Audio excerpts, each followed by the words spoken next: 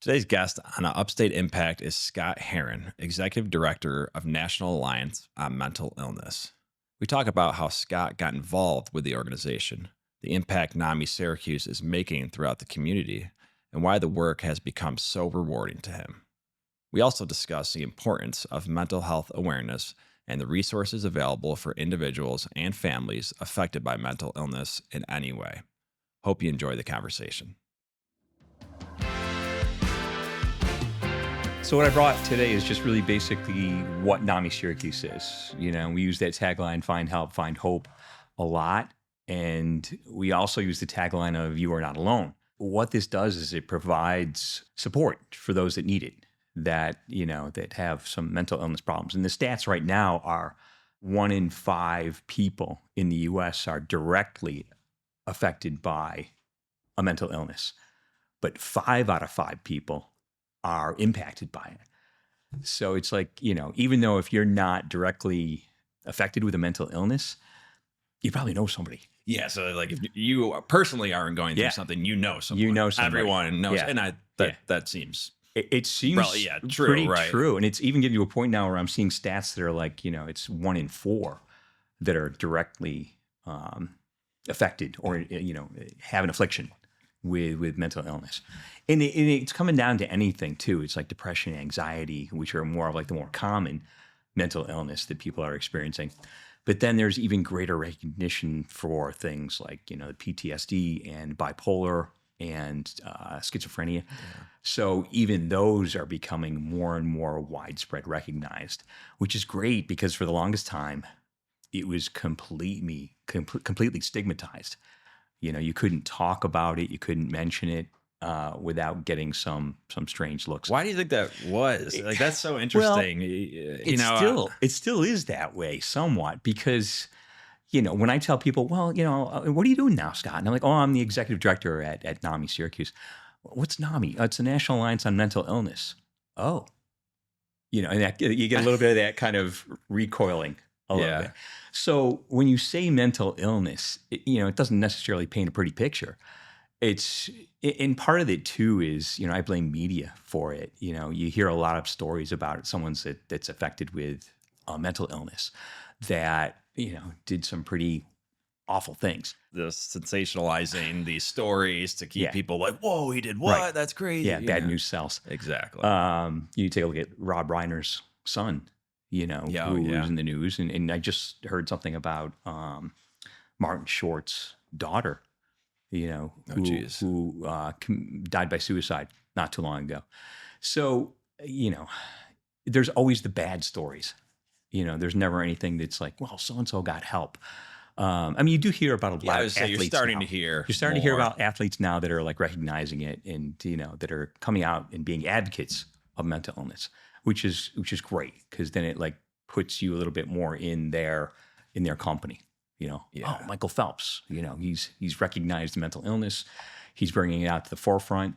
Especially those people that seem to have the perfect lives to others. Yeah. Like, oh, how could he possibly be struggling with anything? And all of a sudden they come out with their story and you're like, wow, he's not that much different than I am and similar struggles. Even like the recent Olympic gymnastics team, where some of them were like, oh, you know what, I got to back off. I've got to back off a little bit. My mental health is not what it should be. And there's no way I can perform. And I think a lot of people recognize that, kind of just looked at it and went, oh, well, that brings a little bit more of a reality to it. Yeah. Rather than this thing that's just, an over sensationalized mental illness. Yeah.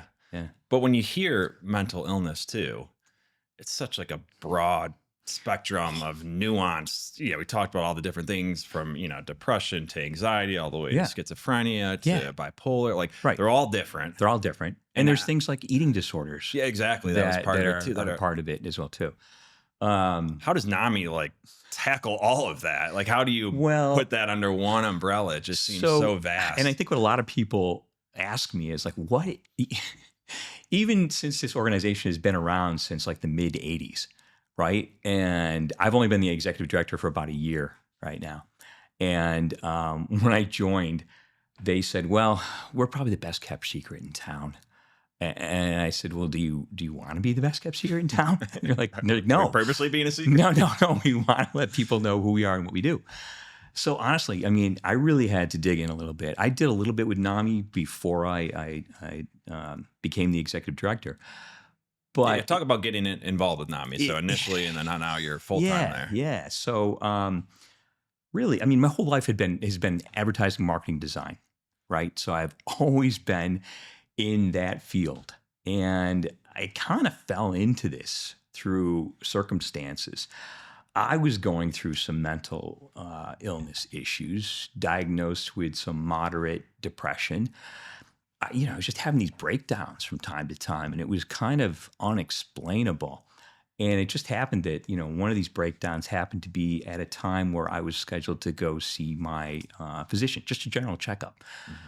And I went in and saying, I'm having these breakdowns. I don't know what's going on. And I think the nurse practitioner at the time said, how old are you? At the time, I was 55. And I said, I'm 55. She goes, you know what? Your brain changes. As you get older, it's just your brain changes. Just like your heart and your lungs, your brain's an organ, and it's going to change. So she's like, don't worry about it. She goes, we'll try out some medicine for you. We'll try out some medication and see if that has any effect. And fixed it for a little bit from there. And I'm like, okay, it's gone. Like, I mean, I can't say it's completely gone, but there still are some, slight symptoms of depression, but not like what it was. So experiencing that and experiencing some pretty strong grief in my life, like a couple of years ago, I lost 3 people right in a row within a month. And it was some pretty important people in my life. So I was seeing a grief counselor at the time. Grief counselor happened to work at NAMI. And he said, hey, you're a pretty sharp guy and you got this marketing background. You should really, come to a board meeting, see what we're all about. And I jumped into it. And as I said, NAMI had started in 1984, mid 80s. And a lot of the way they were running things was still from 1984. So I kind of took a step back and said, I can really make a difference here. I can really, feel good about what I'm doing. And I think I'd gotten to a point too where the advertising, marketing, design field was just burning me out a bit and contributing to my poor mental health as well too. So I thought, you know what, this is an opportunity for me to do something different to help people. I've always wanted to do something where I help people. And this same therapist that I was seeing said, well, why do you want to help people? I said, well, because it makes me feel good. And he goes, you know Selfishly. what? Yeah. And he said, you know what? You're probably one of the few people that has said that to me. Usually when I ask people that, they just go off on this idealistic sort of, well, I want to change the world. I want to help people. And I want to do things that are wonderful. And you're one of the few people that said, because it selfishly makes you feel good helping people. I said, well, yeah, why wouldn't I do something like that? Why wouldn't someone react that way? It's just common sense to me. No, I mean, it's like any rewarding career path, right? Right. This is obviously very rewarding. You're directly helping people who need help. Yeah. But, something as simple as delivering a beautiful project, a home improvement project, whatever it is, right? When you're helping people and you're seeing them happy and satisfied, that's what keeps you coming back no matter what industry you're in. Yeah. It's so true. And I had that when I was, doing more of the communication design side of things too. You'd design stuff, you'd get reaction from people, you'd see your work. I mean, a lot of the stuff I did was packaging design. So I'd travel through Wegmans and see my packaging on the shelves. And that's pretty cool. It was pretty cool. Yeah. I mean, one of my first jobs, I was doing packaging for Hostess and Hostess cupcakes and Twinkies and whatnot, and Eveready batteries and some Purina dog food. So first job out of school, it was kind of cool where I'm seeing nationally recognized packaging, and it was great. I loved it. I loved my career as a designer. Got into more of the account management, which was more just managing projects, managing people, and just overall leadership. And I think those skills kind of helped me take on this role of executive director too. Not only problem solving from a communication design standpoint, but also leadership quality too. Yeah, it's cool how it kind of prepared you for a role like this, even though you had no idea. No idea. I mean, somebody told me, how long have you been the executive director? 1 year. 1 year. So not even 2 years ago, if I said you'd be like, "What? That's such a different that's career such path. a different path, a different journey altogether." But It is kind of similar because you're still working with people. You're still trying to figure out what's the best solution for what we're doing. You know? Yeah. Yeah. So you stepped in a year ago. Did you have an idea, like going into it, what it was going to be like, or were you kind of like, Well, I was on I've the worked? board for a while. Okay, so It was probably like, let me think, maybe like 4 or 5 months serving on the board.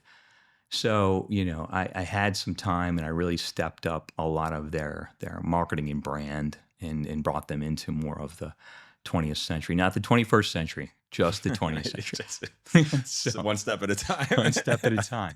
And they were super appreciative. They, were like, my God, I can't believe all the stuff you're doing for us. This is great. And I'm like, you know what? I'm enjoying it too.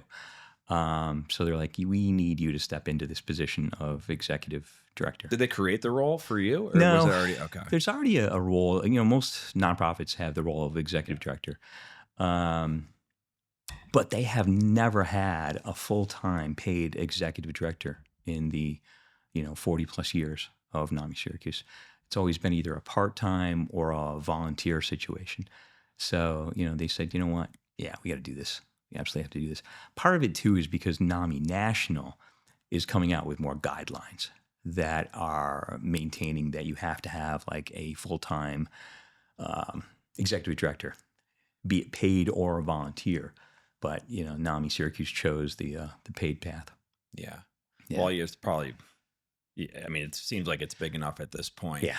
That having volunteering is great, part time is great, Right. but when you have someone who's doing it day to day, you just get so much more out of it. And when you're in it every day, I'm sure you're seeing that you can do a lot more than if you were just a few hours here, a few hours there. Absolutely. Yeah. Yeah. It's great. I mean, the things we focus on more so are like awareness. Making sure that people know what mental illness is, making sure that the community knows the things that you and I were just talking about. Yeah. The different types of mental illness. And then it's part of the education too. I mean, we travel around to a lot of tabling events, bringing a table with tons of brochures, detailing other mental illness that are out there, talking to people about, their experiences and the stigma that's surrounding it. And then we also offer like support. So we're not counselors or therapists, but we provide these support groups. So we bring in people that are like-minded. Like if you have a loved one that's experiencing some mental illness and you're like, I don't know what to do. I need answers. So we have a support group that's a family support group. So you come and talk about your loved one with other parents or friends or relatives, siblings, so that you can all compare notes and figure out what's the best path, and not only path for care for your loved one, but path for care for yourself too. Because, I mean, it takes its toll when someone is experiencing a mental illness. It takes its toll on the caregiver as well too. Yeah. Being a parent or a sibling, it's a difficult situation. In order for you to be the best caregiver, you need to keep yourself sane and happy and healthy. Yeah. It's hard to also be struggling while helping someone else. Yeah. As much as it can be selfless. Yeah.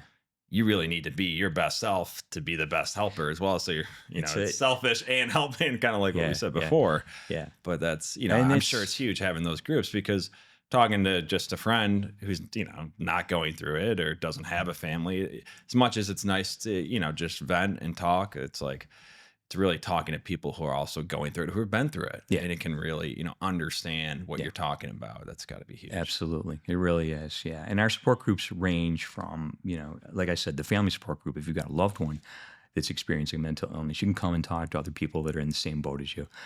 But then we have another one that's Connections, that's for people that are actually, afflicted with some sort of mental illness. And if they're feeling well enough, they can come to this meeting and talk to other people that have, bipolar disorder or schizophrenia. How are they managing it? What are the symptoms you've had with your PTSD? Are you seeing a counselor? Are you seeing a therapist? So it's really just kind of like a support group. What a lot of people say is that, oh, you're kind of like the Al-Anon of alcoholics. Yeah. And I'm like, yes, if you want to phrase it that way. Yes. It's kind of like that. We provide the space and the education for people to come and talk about these things. Where are you guys located? Tip Hill area. Okay. 917 Avery Ave. It's like a couple blocks up from Twin Trees. Cool. Small, Like to drive by it, you'd think it's just like one of the normal houses that are there, but we have like the bottom floor that's our office right now. Nice. And And that's where you usually host things like those yeah, the support groups. groups. Yeah. So when COVID hit, they started everything being remote, virtual, and we're building it back into like a kind of a hybrid with remote and in person. And recently moving into some groups that are back to being like all in person, which works a lot better. I I think so think you too. need to have Yeah. that kind of Kind of discussed that about the one-on-one. podcast. Yeah. Yeah, Being in yeah, person. Yeah. The connection, the yeah, human connection. yeah, Zoom's great. Phone yeah, calls are great for a lot of reasons, but like yeah. there doesn't replace being in front of someone Right. and Yeah. having, not that you need to physically touch them, but to physically being there. I Yeah. think you can't replace it, No. especially with something like mental illness, Yeah. right? Just being around, we're bred to be social beings. Yeah. So you need to kind of be talking to people, be in the space, see them in person. There's a lot to that. Yeah. I'm sure you Absolutely. guys see that. We just finished up this 8-week family to family class, it's called. And it really is, instead of a support group, it's more of a class. So we have these 2 trained facilitators that go through this like volumes of information about, what is mental illness, recognizing signs, and what is the path you can take from a government standpoint. What is some support you can get from insurance? So it's really an intensive course. Now, who's And that typically for? Is that for people struggling themselves or for, caretakers or just people interested in the community who want to get more involved? Like, is it's it a, it's usually for like caretakers and families. I've sat through a session, an 8-week session, learned so much. I mean, before I became the executive director, I'm like, I should know more about this yeah, before do my I homework? take on this Yeah. position. So it was really helpful to find out all this information, and very intensive. It's like 2 hours for 8 weeks. Covers a lot of information. I just had a friend of mine I used to work with. It's interesting because part of what we do is advocacy, right? So I spent some time down in Washington, D.C., huge meeting with Like other, lobby for, yeah. Okay. not so much lobbying, but like advocating, Okay. because there's a different thing with lobbying as there Yeah, is true, advocating. yeah. And NAMI National says we're not lobbying, we're advocating. We're not lobbyists, so to Yeah, speak. true. Okay. So, I'm down there with hundreds, probably, other executive directors. They had a big meeting. Part of the planned meeting was to go to legislators, talk to them about some certain issues. And, you're not going to get any legislator that says no to mental illness. I mean, it's kind of an easy sell, Yeah. but Political suicide. yeah, yeah. In a lot of ways. But it's difficult to get them to really commit to some of the policies. I'd say they'll say yes on the surface. Yeah. But who's actually going to do Right. something? Right, yeah. So, I was in Washington, D.C. doing some legislative advocating. Did you meet with local Yeah. politicians here down? Yeah. Yeah, Okay. yeah. The Meeting with representatives. down local in DC. representatives Yeah. here. They're down there, yeah. Great meetings. And I happened to post some stuff on LinkedIn. And this friend of mine who, we started out at our first job together at Chase Design on Skinny Atlas like 30 plus years ago. He happened to see the post and said, wow, Scott, it looks like you're doing some great stuff. Can you tell me a little bit more about it? He was going through some issues. He was going through some issues with his son. And he said, I'm really glad you did this because this gives me the opportunity to talk to you more about it and figure out what's going on with my son. So he joined some support groups and the family to family group, got a world of education. And now he's training to be one of our facilitators. Oh, wow. Yeah, because he said, Cool. this gave me so much information to help my family and my son. I want to be able to give back to you guys. Yeah, you probably see that. I mean, people who've been through it, right? What better way to give back than to say, hey, whether it worked or, just the amount of knowledge that they've learned and they've tackled, especially when it's someone close to them. Yeah. Then all of a sudden, hopefully they're out on the other side, things are going better. It's like, I still am Yeah. very much an advocate here. I can help other people. And That's why I so do wanna what get I do. involved. Yeah. That's exactly what I do. There's times where we get phone calls and sometimes I can help them. And by helping them, a lot of times it's just listening. They're there to just kind of like pour their heart out about what's going on with their life and their struggles. And I've had people at the end going, I understand you're not counselors or therapists, but I just needed somebody to talk to and somebody to listen to me. So I'm there to just listen to people and to give them some sort of direction. If our support groups aren't the things that are for them, we've got like this digital Rolodex where we can pull it up and say, okay, what are you looking for? Are you looking for a particular support group that's on PTSD? Or are you looking for like housing solutions? Are you looking for this? Are you looking for this? So we pull that up and flip through it and give them some answers. And Goes back to what I said before of like, it's such a vast, mental illness covers so many different things that you need something like that because everyone's situation's different. Yeah, You can't do everything at NAMI for everything. No. You need to have partners and people you can recommend. Right. Absolutely. And there are other resources in town. A lot of times if people are in like some severe crisis, I tell them call 988. I mean, that's like the 911 for mental health. Okay. And a lot of people are not aware of that. Yeah. As much as, there's some 988? 988. Oh, I didn't know. It's a direct number to get suicide counseling or even mental health counseling. There's trained therapists and counselors on the other end. And, if they're in some sort of immediate crisis, I'll tell them call 988. Talk to a therapist there that can help you out. Yeah. Yeah.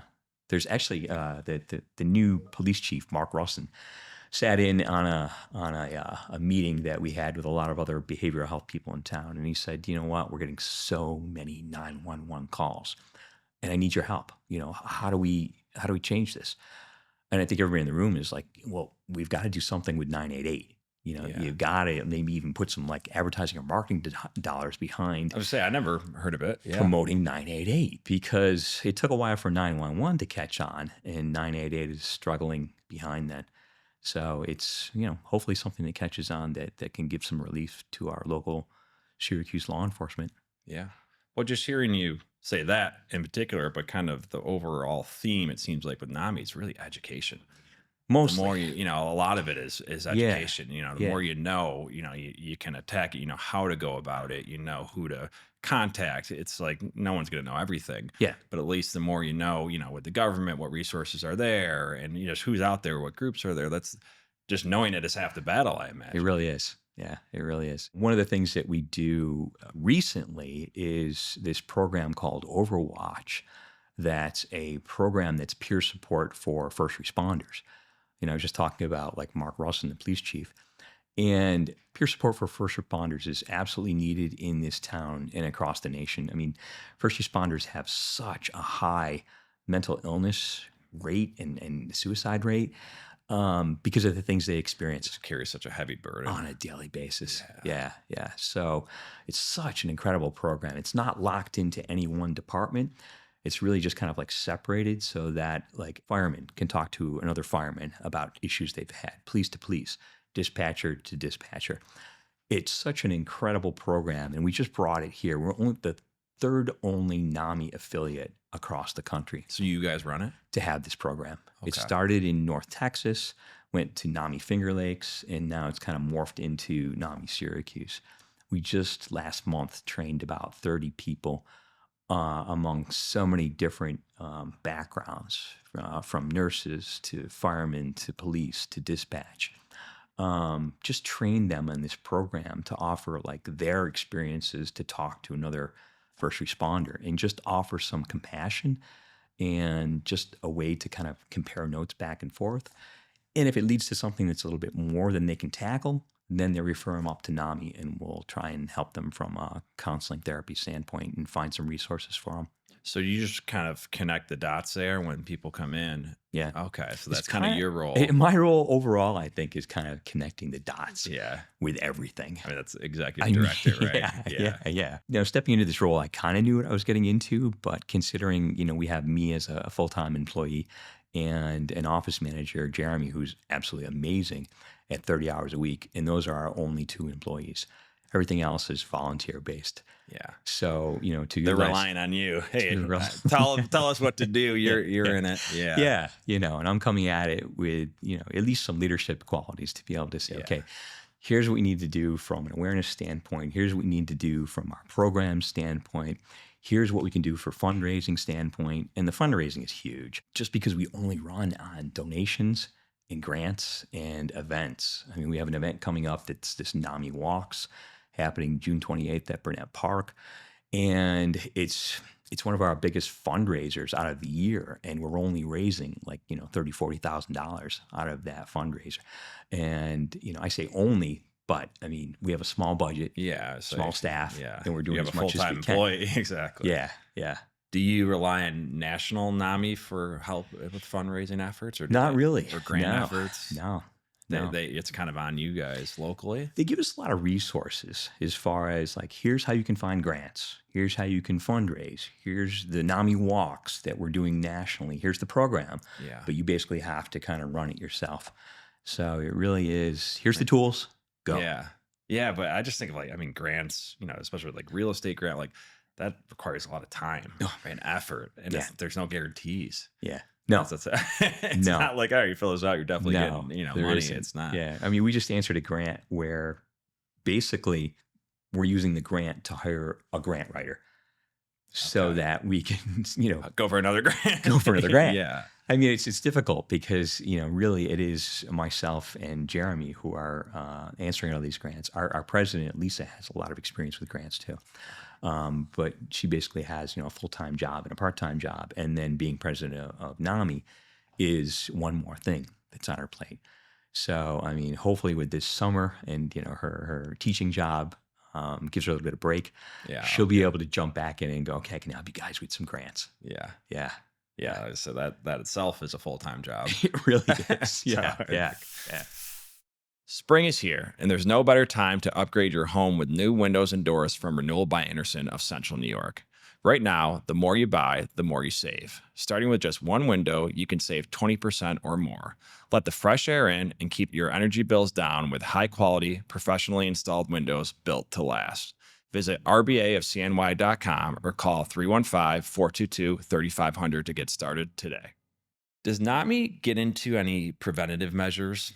Just like anything, obviously having the resources when you're going through it is huge. And it seems like that's what you guys do, education, resources, connecting the dots there. But do you get into preventative measures, ways that clearly there's a lot more awareness now. Yeah. But I think a lot of people can point to things that probably aren't helping the cause of mental illness, right? Whether it's social media, screens, things like there's a lot of things. Yeah.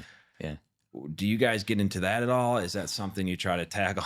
You We guys tackle a lot. We I mean, is do. that- Again, it's another one of those things where you can kind of like look at one thing and go, okay, here's 185 things, means and measures and tools that you can use that to you might work for you, might work for you. And that's it. And NAMI National is great about providing these tools. So, there's a lot of like downloads and sheets and information. And we link back to the NAMI National quite a bit. We're in the process of updating our website right now just because there's kind of like a pre-built NAMI website that a lot of affiliates are adapting. And it's just so much more robust and has a lot more information on it. It's kind of like pre-packaged, and then you can kind of add to it yourself. Oh, so you customize it to customized it, but they've got a lot of pages already set that we don't. That's nice. So I'm hoping, we've already got board approval to do this. It's just a matter of probably implementing it in the fall. And I think once it's up, it's like 2 or 3 days that I'll need to spend with it to kind of modify it. Your to make design sure touches. Right. I'm using the design touch to be able to go into the WordPress backend and figure out, okay, we need this, we need this, we need to modify this, we need to add this. It'll be great. It'll be great. Our website now is good. It offers some ideas of who we are and what we do in our support groups. But the new website will just give us so much more information on there. Rather than, telling people, give us a call and we'll give you some information, or send us an email, we'll give you information. A lot of the information will be right there on the website. Yeah, it's just an extra step that some people maybe don't take because they're busy or they're just perusing. But also it's more time, your time, and whoever's answering the call, whoever's answering the email. Yeah. Right. It'd be nice to have it all there. Right. And then anything more, they can kind of reach out. There's another resource in town that's 211. Again, another 3-digit number. So 211 acts as a, how do we call it? It's kind of like a clearinghouse, or, I need shelter, I need food, I need clothing, I need this. So you can call 211 and they have resources there that they can give you this information about just basic living stuff that's necessary.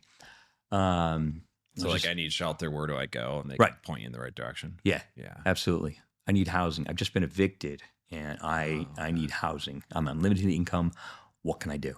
So this resource 211 is a big help. I was just meeting with somebody yesterday that kind of Is that a manages. state-based program or is that a Um, federal? there's Local? 211. If you go to 211cny.org, then you'll get like a listing of the local stuff. Okay. But 211 in general is more of like a national service. Okay. Again, very similar to 988 that Yeah. nobody knows of. No, exactly. Yeah. So here we are promoting some good stuff. Yeah.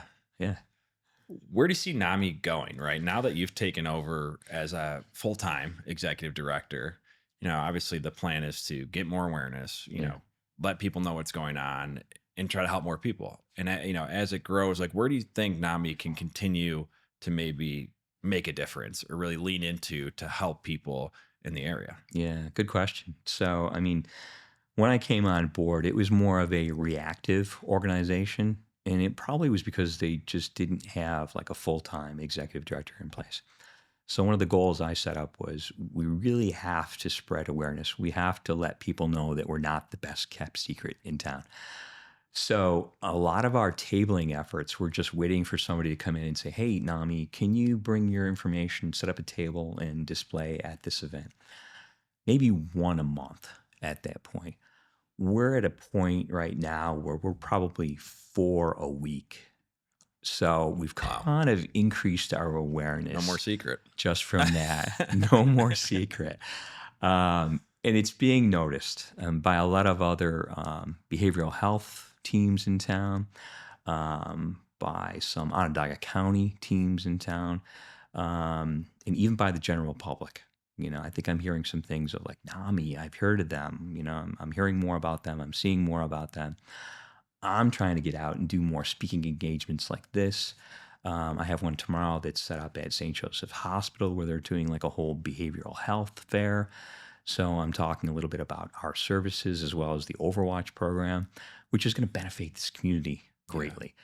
I mean, my goal is just to bring greater awareness and support to this community. I mentioned our support groups. We typically have 2 family support groups and 2 connections per month. I think we need to expand that because we're getting more people that are kind of coming to each group and they don't get enough time to talk about things within the hour and a half that we have for each group. Yeah. So I think it's just more so expanding the groups, making sure that people have the resources and the tools and the people that they can talk to in town. And just making sure that things like the terrible things you hear about in the media with people that are experiencing mental illness, that it doesn't get to that point where they do become out of control. And I want to make sure that people know that, there's help. There's hope. There's resources. There's resources. A lot they can do. Yeah. You're not alone. I mean, the worst part of it is feeling so alone in your own mental struggles or with your family's mental struggles. If you're a parent and you're like, I am seeing some signs from my daughter or my son or my wife or my brother, and I don't know what to do. I want to make sure that NAMI Syracuse rises to the top of people's thought process with anything like that. Yeah. Yeah, you can just imagine people like feel, they're not comfortable talking about it, right? Because it's like, even if it's not them, I mean, if it's you feel almost embarrassed. Yeah. Right? Yeah. Which is silly because it's like if you have a physical injury, oh, I broke my leg, I'm not embarrassed. It's an injury, right? It's an illness, like that happens.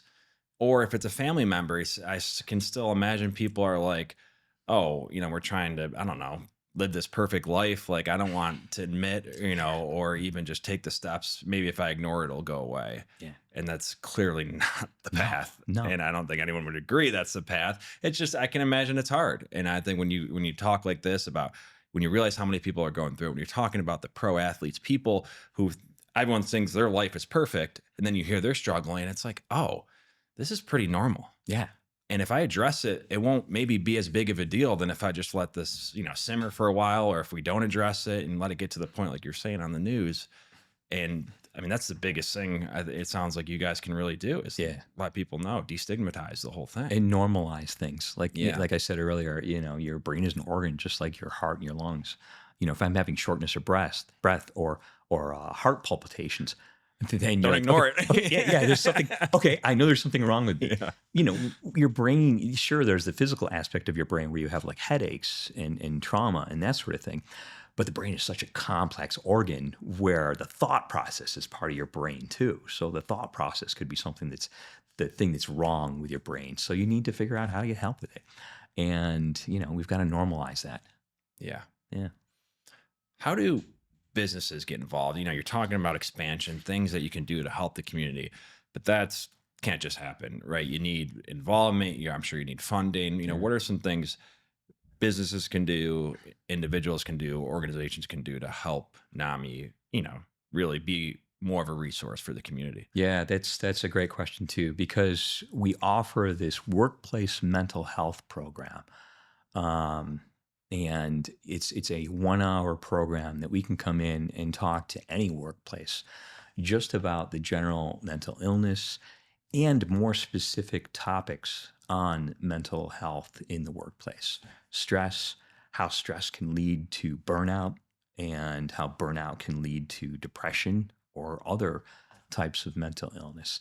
So I'm trying to get that word out in the community, but because I'm doing everything else, I haven't had the time to really focus on bringing that It's only so much you can do. mental Yes. health in the workplace. But it's one of those things that I definitely want to bring to the workplace. I know it's needed.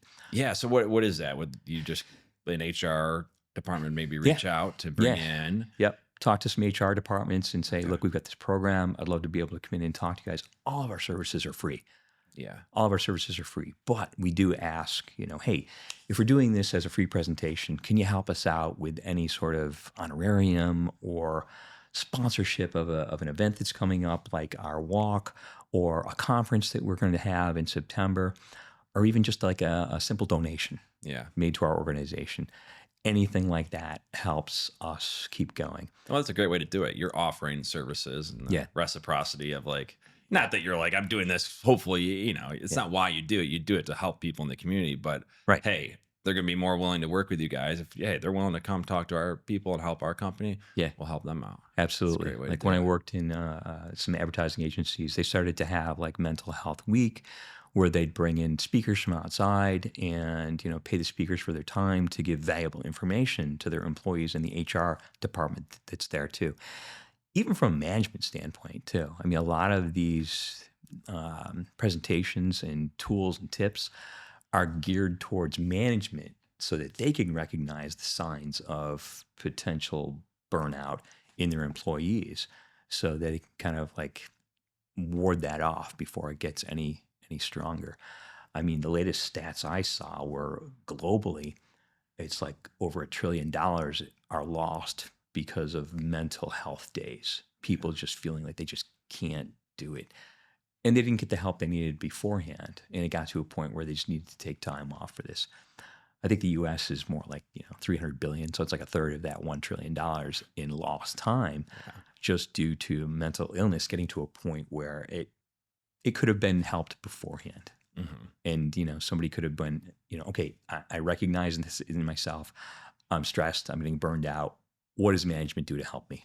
Yeah. Yeah. And I think a lot of this presentation and the tools that we have, there's actually a full website that's devoted to this that NAMI created too. So it's really a great program. I just need to find the time to get that out there and talk to some hopefully this organizations gets it out too. there a little bit too. Yeah. But what about from an individual standpoint, right? Obviously, not everyone is in a management position or running a company. If they just feel inclined to get involved, Yeah. what are things you can do? Our website allows people to sign up to be volunteers and help us in any capacity possible.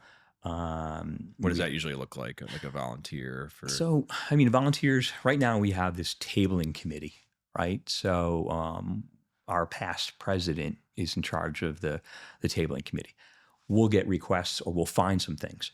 And, we'll say, okay, you know what? It looks like somebody's needed for a June 3rd event that's happening, right? So, Joe, June 3rd, can you talk to our volunteers, maybe find somebody who's more experienced and somebody who's new, bring them to this tabling event so they can kind of like learn the spiel about, how they can talk to people that are coming up to the table about who NAMI is, what our services are, what our education is. And then, we train new people to become the experienced people. And it just kind of like keeps going. Yeah. The new people become the experienced people. So that's from a tabling standpoint.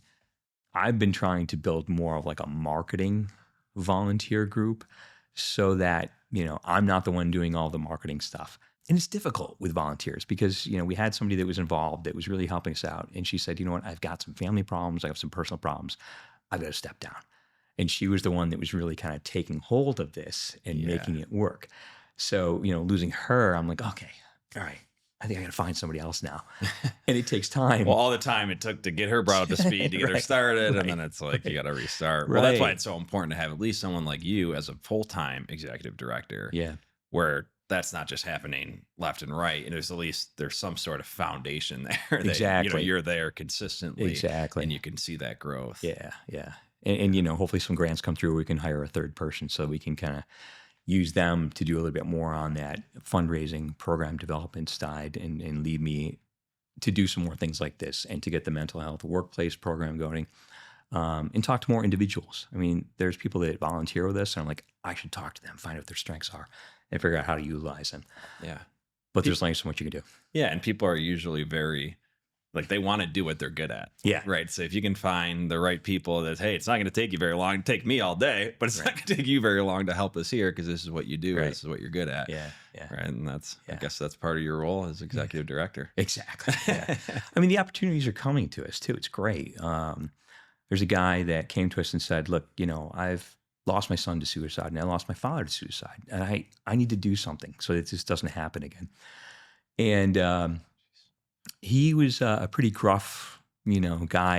And he went to a tabling event with us and he said, this isn't for me. He's dropping F-bombs left and right. Yeah. It's like, maybe your personality could be best helping us more from a sponsorship and funding standpoint.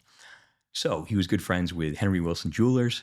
Henry Wilson Jewelers said, you know what, one of our employees has lost someone from suicide. So we want to try and bring NAMI to the forefront too. So here's what we're going to do. We're going to have an anniversary sale. We're going to push NAMI Syracuse. We're going to give you guys some proceeds from the sale and, a win-win-win all around. Win for NAMI Syracuse, win for them, and win for our community from, having some discount on there and learning more about NAMI Syracuse. So there's been a number of opportunities that have come to us this way. This past Saturday, there was a flash tattoo sale, and they donated the proceeds to NAMI Syracuse. Oh, wow. Come in, get a tattoo from this book of tattoos that we have, and we'll donate proceeds to it. There's a run that's coming up that somebody found us and said, we want to make sure that we donate proceeds to you as well. So there's some great things that are happening on its own organically, I think, just from us getting the word out. But, we still need more, physical donors that can help us with the walk. With the walk itself, basically you go, you register, you can donate some money to the walk and then start spreading it on a social media standpoint. So you get all of your friends to sign up for it too. That's a great thing for an individual to do, right? From an individual standpoint too. Yeah. Are you guys pretty flexible with working with companies as far as if they have a good idea of how they can kind of partner with NAMI and, do something like Henry Wilson did? Oh, yeah. You don't have strict guidelines on anything to help spread the word. And it's a little bit of everything. Yeah. I was contacted by an SU sorority that said, we're going to have a kickball tournament and we want to raise some funds and donate the funds to you. I'm like, okay. That's cool. We're there. Yeah. We're there. That's fun. I do think we need to stay away from some political type things. Yeah. If it has a political slant to it or, some element to it that does lean one way or another. It's definitely something that we want to try and stay away from any kind of because mental illness, exactly. It's just this is for everyone. It's not one way or the other. Right. Yeah. Exactly. Well, Scott, I appreciate you coming on. You're a great guest in the month of May here, Mental Health Awareness Month. Mental Health Awareness Month. So I'm happy we could spread the word and appreciate you taking time. And appreciate hopefully, we put you in touch with some contacts here. Along with Mental Health Awareness Month, we just passed the TD, Tardive Dyskinesia Awareness Week too. So, part of that too is related to mental health and mental awareness. So you'll see commercials on TV about TD, and that's just one of those things that we're trying to get out in the public as well too. Very cool. Yeah. Well, thank you, Scott. Thank you. Appreciate it. Yeah. It's good being here. Yeah.